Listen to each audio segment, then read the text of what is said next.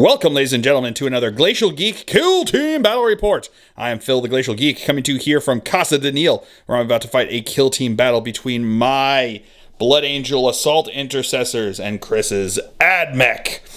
So the story that we've got going on here is that this Forge world had a problem, and the Blood Angels were called in to assist with what was going on. And a couple of them succumbed to the Black Rage during the battle and slaughtered a bunch of the minions and the workers in these Manufactorums, and that upset the Ad Mech, and they sent out a force to go find out what was going on. And the Blood Angels, while the chaplain were taking care of the situation and covering up the information to make sure that it didn't get back out to the Imperium at large, sent out these Assault Intercessors to run interference and keep this Ad Mech force from finding out the information. So that's the story that we've got going on. We are going to be playing Escalating Hostilities.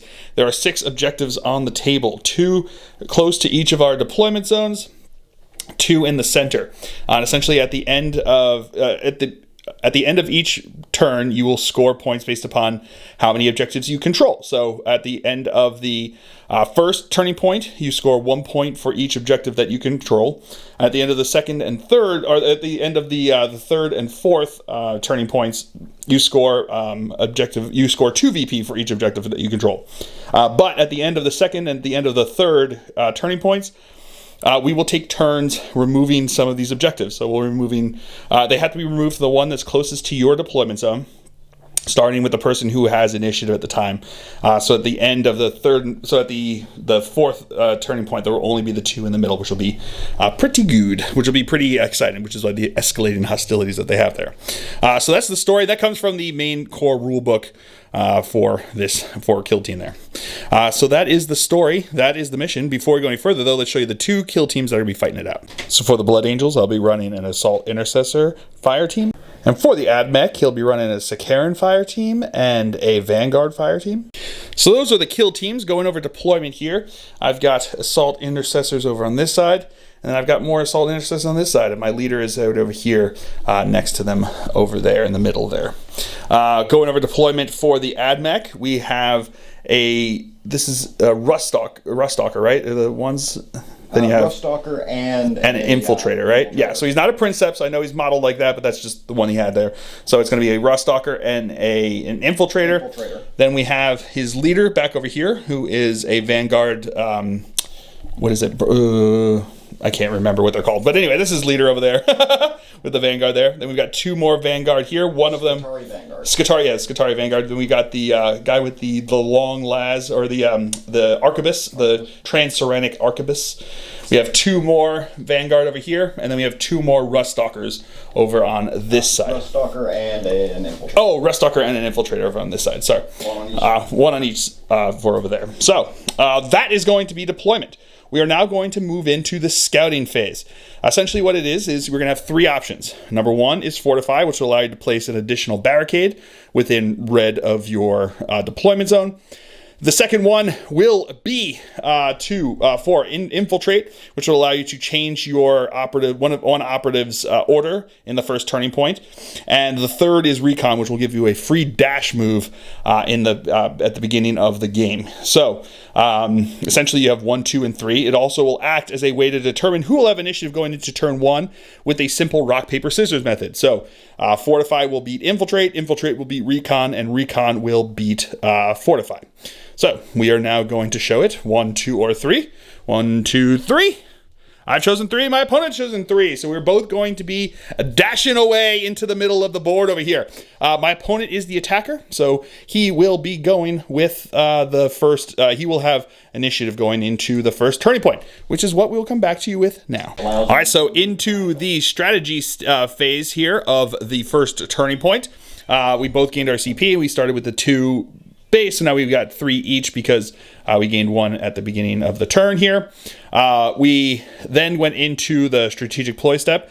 My opponent has chosen Aggressor Imperative, spent 1 CP for that, which allows him to get an additional triangle to all of his movements, but he will also have to reroll a successful save for all of his shooting attacks that go against him. Not too much of a problem since all my guys are concealed this turn, but you know, it is there if that would ever become an issue.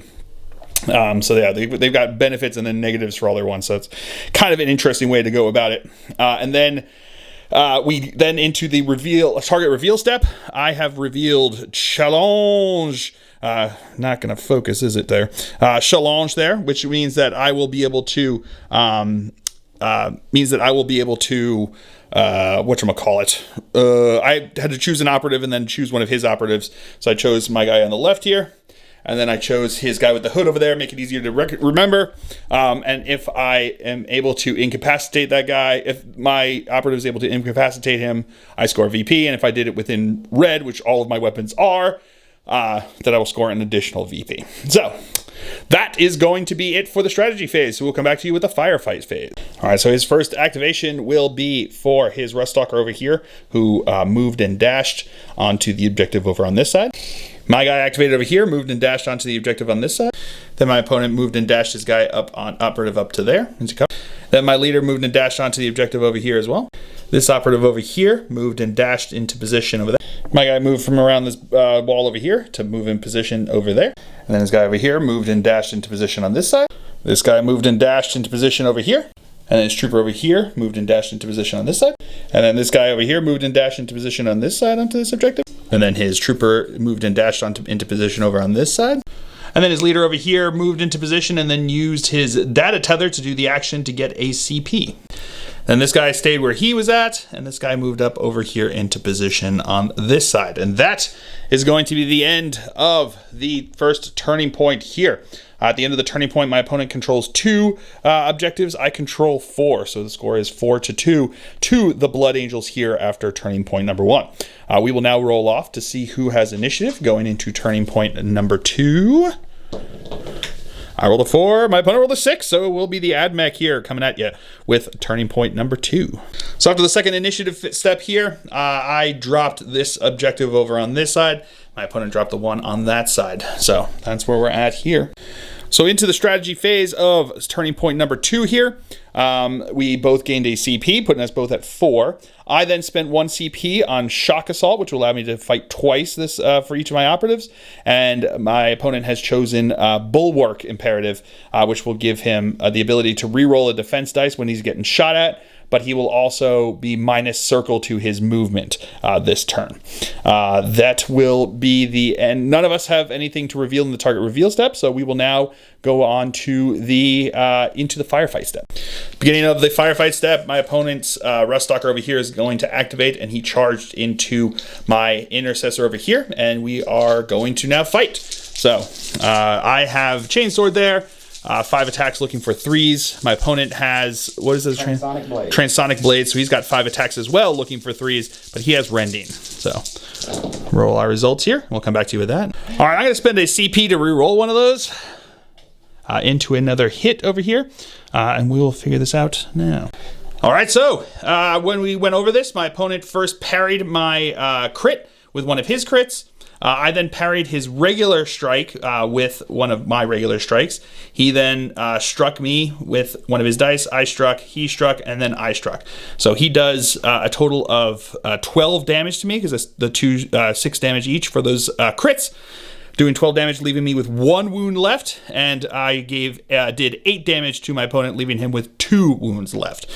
All right, and that's the end of his activation there, because he has the 2 APL. So then for my activation, this guy over here is going to, I'm going to activate the guy over here, the one who did the challenge against this guy. He's going to charge into him over there, and we will now fight for my second APL. So I've got 5 dice. My opponent has 5 dice, but he's wounded. He's looking for 4s, and I'm looking for 3s. Here we go. Roll. All right, and I got anything here. So you would have missed entirely. It would have been rough even if you were full health, but I'm just going to strike with that one and kill him there, which will score me 2 points for challenge, and it'll actually score me, nope.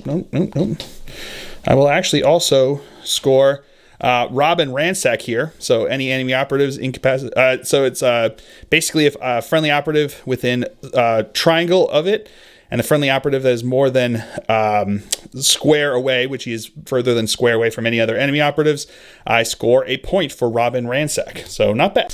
And then for his third APL, I will shoot into the operative over there. So it's going to be 4 dice looking for 3s. All right, so I got a crit and 3 regular hits. That crit means that it's P1, so that crit means that it becomes AP1. So what's your save characteristic on regular trooper? Regular trooper save is 4. 4 plus, and he's got 3 dice, right? Defense value of 3. So you'll get 2 dice because of the AP1. And then you can retain 1 because you do get the benefit of cover because I'm not close enough to ignore your cover over there. So you can retain 1 regular save and then you roll 1 dice. No, not going to get it, but a 2. So you got 1 regular save, so that is going to do 4, 5, 6, 7, 8, 9, 10 damage to him. Yeah, he's dead. He is dead, so he is out of action there too. All right, so his gunner over here with the Transuranic Arquebus is going to activate and fire into my guy that just killed a bunch of people. Understandably, he sees that, wants it dead. So these are going to be hitting on 3s, right? Yep. Did you get 2 crits there? So that's going to be on 2s actually. Oh, hitting on 2s. Okay, hitting on 2s. So that's going to be 1 regular hit and 2 critical hits. It does have Mortal Wound 2. Going to spend a CP to reroll that. Okay, going to spend a CP to reroll that. Into another hit. So he's got 2 crits and 2 regular hits. Those 2 crits do 4 mortal wounds to him right off the bat because it's Mortal Wound 2 for the Transuranic Arquebus. And then I'm going to have 3 dice for saves and too far away to get any auto saves here. And I'm going to get a crit and a regular. So what's the damage on these? The crits are 4 damage apiece. The regulars are 5 damage. Okay, so it's going to be 5 for the regular, 4 for that. So it's going to be a total of 9 damage plus the 4 is 13 damage. He's going to be dead unless I spend a CP to roll. Ooh, man. I am going to spend a CP to re-roll my failed save there. Oh, no, with a 1 means that he is going to be dead. It had AP1, so it was even less of me saving there. We're actually going to redo the defense because of the AP. It may have been a difference since I failed that other one there. So we're going to re-roll my defense here, getting 1 crit and 1 regular, and I'm going to re-roll with that CP that I spent into a regular hit. So these 2, what I'm going to do is I'm going to block his 2 regular hits. So that'll take 8 wounds from the 2 crits plus the 4 that he did 12 wounds. So he's going to be down to 1, but still alive, which is pretty key. I want to keep him alive. Then for my activation, my leader is going to hop over this and charge into his guy over there. I'm going to have 5 dice looking for 2s because he is my sergeant. My opponent has Transuranic Razor, right? Or Cord Claw and Transuranic Razor. So he's going to have how many dice? 5 dice looking for 3s. So here we go. All right, so I'm going to have no crits, but all hits. And my opponent's going to have 4 regular hits, so we'll come back to you with that. And it's balanced, so you'll reroll that, but still, 2 is still not going to be a hit. All right, so then in the attack over here, I chose to parry one of his strikes with my first. He then struck me with one of his, parried his second of his. He struck me with his last dice there, and then I struck with the last 3, doing 12 damage, which will kill him. And I suffer, what's the damage on those? 4 a hit. 4 each, so I'd suffer 8 damage there. And then his third APL will be to shoot into his other guy over on this side, on the other side of the barriers there. I'm close enough that I can ignore the cover there so I can see him with the conceal because he doesn't receive the benefit of cover there, so I can see him. Shoot with my plasma pistol. I am going to supercharge. He is injured now because of the damage that he took in that combat, so I'm going to be hitting on 4s with the plasma pistol, supercharging it though. So it's going to be AP2, but it is hot, so when he ones that you see will be doing mortal wounds to me. All right, so I got a crit and a regular hit. And now you've got 1 die that you get to roll for your defense. On a 4+, you can either retain it for a regular or you can roll it looking for your crits. We'll give him a second to think about it. All right, my opponent's going to fish for a crit, and he gets it. That's how you do that. So he will take the 5 damage from the regular hit. And then his guy is very angry that he got shot in the face by a plasma pistol, so he decided to activate now and charge into him. So he's got 5 wounds left, which is exactly half, so he's not wounded. I am wounded with only 6 wounds left. So now we are going to go into the fight here. So we will roll our dice. I'm looking for 3s because of the... because of being wounded, and my opponent's looking for 3s as well because he isn't wounded there. So we'll come back to it. Balance lets him reroll a die. And I'm spending the command point. Yeah. Well, yeah, you can roll, or you can just see the way it works. Yeah. Well, because I'm going to reroll that one. So you're going to reroll that. Okay, so you're going to reroll both here. So he gets one reroll because of balance, and you spend a CP to reroll one. Getting 2 more hits. All right, so then my opponent decided to strike with his first attack, and then I struck with my crit, doing 5 damage to kill him. So I'm down to, took 4 damage from his strike, putting me down to 2 wounds, but he is out of action. And then this guy's going to activate. He comes up here. He's within engagement range of the objective over there. And then he's going to fire at his Vanguard guy over here. He does have the conceal, but he is out of cover over on this side because he killed his guy in the front there that was giving him cover. So he is out in the open and is going to fire into him with his heavy bolt pistol. So I got 4 shots here, looking for 3s. Getting a crit and 2 hits. That crit means it's P1, so that will be reducing him to 2 dice here. So now you have 2 dice looking for 4s on these for your saves. Getting a crit and a Bulwark Imperative. Bulwark Imperative. Get to reroll one of those. No, not going to make it on that. So he does get the crit, so he ignores the crit there. So that will be Heavy Bolt Pistol is doing 6 damage total because of the 2 hits there. Leaves him on 1 wound left, but still alive. His operative over here moved by hopping over top there because of Bulwark Imperative. It did reduce his movement pretty seriously by 2 circles there. Hopped over the wall there, and then he is going to fire into my dude bro over on the side over here. With a stub carbine. With the stub carbine. So it's going to be 4 dice. 4 dice at 3. Looking for 3s to hit. All right, so that's going to be 2 crits and a regular hit. Get a reroll that. Reroll because of Ceaseless. Not going to be a hit there. So, is it no AP on this, right? So I've got 3 dice here. I'm going to be looking for... I need to get everything. So I need to get 2 crits and a regular save for him to survive. So let's see what I can do here. Not going to get it even if I have a reroll there. So he is dead. This operative here is not going to activate. He's going to move up to there, and that's within red of his guy over there, and he's going to fire into him. So I'm going to have 4 dice looking for 3s to hit. That is going to be 2 regular hits. So now you have 3 dice looking for 4s. Bulwark, you can reroll. Oh, you don't even have to. You got 2 regular saves that ignore my 2 regular hits. So he is good to go. And then his Vanguard guy over here is going to attack and shoot into my leader. So he's going to have 4 dice here, looking for 3s to hit. That is going to be 2 regular hits. So I am going to retain 1 as a regular save because I'm in cover over there from him. And then I'm going to have 2 dice that I'm looking for a save here. And I make it with that 4, so he's good to go. Woo! And then my last activation over here, I'm going to keep him concealed and pass because I want to hold that objective. And then his guy over here is going to activate and fire into my guy in the face over here. He is down to 1 wound, so he is wounded. But he's going to have 4 attacks here looking for 4s to hit because of the -1 from being wounded. Does get a crit. So he does get the crit there. So I do have 3 dice. I'm going to spend your last CP and reroll 1. Okay, going to spend the last CP to reroll 1. Does get a hit. So he's got a crit and a regular hit. I need to get a crit and a regular save. Otherwise, my leader will be dead. And I get 2 fill faces. He's alive. Woo! And my leader, not being happy about being shot in the face, is just going to shoot him back. 4 dice here, looking for 3s because he's wounded. The Overwatch. Actually, it's going to be 4s because it's -1 and minus another 1 because of Overwatch. So I got 0 hits there. Wah, wah. And then with his last activation, my opponent is going to move up to there with his leader and use the data tether to gain an additional CP. And that will be the end of the second turning point here. At the end of the turning point, I do have another thing to reveal, which is execution. So at the end, reveal this at the turning point at which more enemy operatives than friendly operatives were incapacitated during this turning point.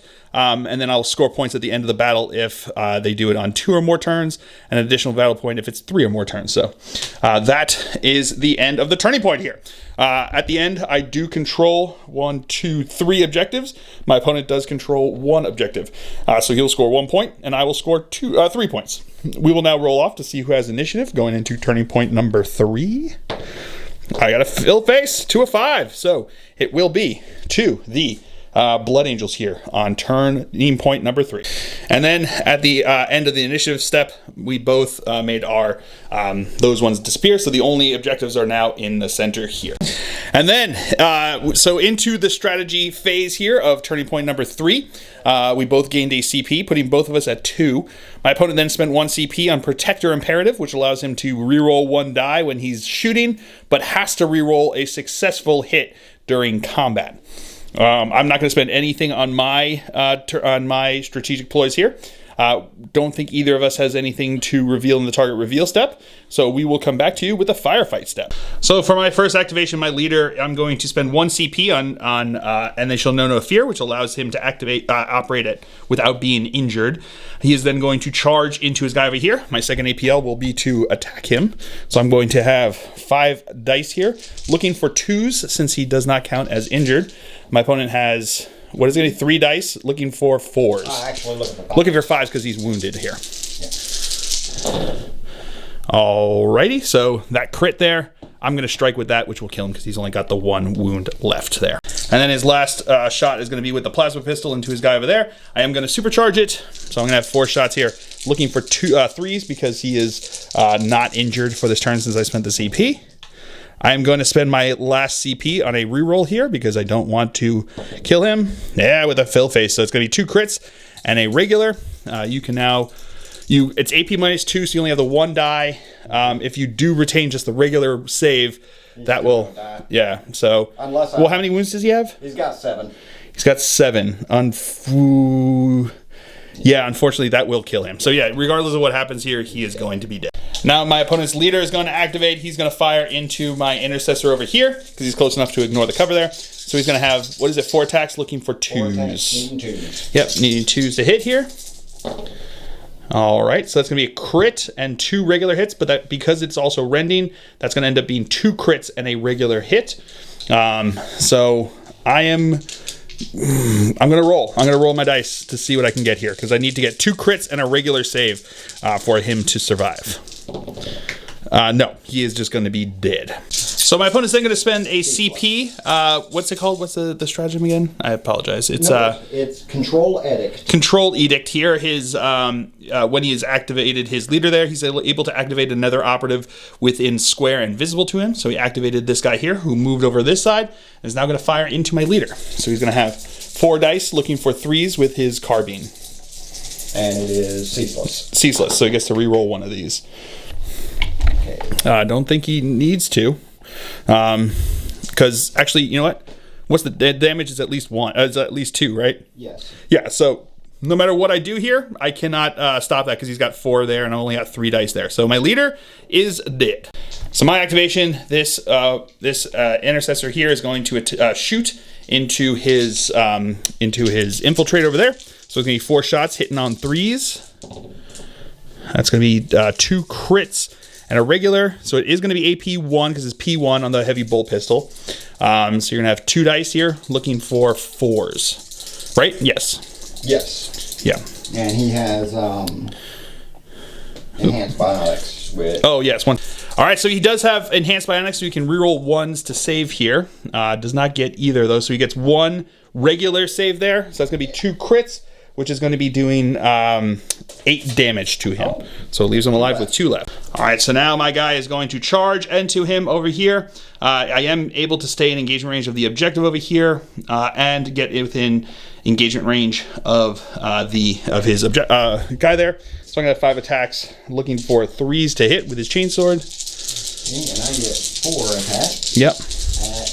3, but he's wounded, so I need 4s. Needs 4s and has to reroll 1 because of your imperative. Have to reroll. All right, so I got a crit and 3 regular hits. Okay, so reroll the regular one. Yep. Getting 2 crits there, but I'm just going to strike with my crit there and kill him right off the bat. And now his marksman over here is going to shoot into me over here. He is going to have needs 2s to hit.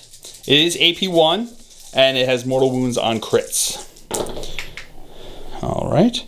That's going to be all hits, all regular hits there. So I've only got 2 dice for saves here, looking for 3s.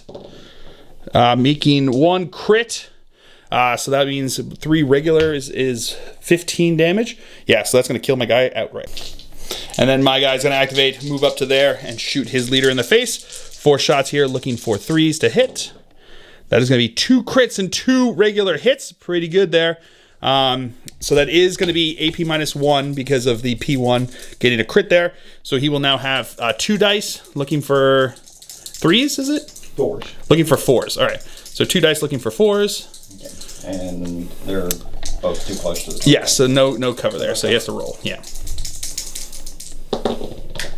Getting 2 regular saves. So that means he's going to take the damage from 2 crits, which will do 8 damage to him. Which is how many? Which is exactly there, so it's enough to take him out. It should be noted when he killed him with that guy, he revealed Deadly Marksman, so that he did get the beginnings of Deadly Marksman there. And at the end of the turning point, I did score 1 point for execution since that was 2 turns. I killed 4 of his operatives. He killed 3 of mine. So still got more, but it was a brutal turn for both sides there. We're down to each of us has one operative left now, so it's kind of nuts there. So we'll have to see how that goes. At the end of the turn, I do control 1 objective, scoring me 2 victory points, and we will now roll off to see who will have initiative going into turning point number 4, 4th and final turning point. I rolled a 2, my opponent rolled a 3, so it will be the Ad Mech here on turning point number 4. And this is going to be pretty simple. He's going to try to shoot me in the face over here. So he's going to have his dice looking for 2s. That is going to be 2 crits and 2 regular hits there. That is real good. 2 crits and 2 regular hits. So I am already down to 9 wounds because you taking the 4 mortal wounds from that. I then have 3 dice. I am going to take 1 regular for... Oh, no, 2 dice. So I'm going to take 1 regular for...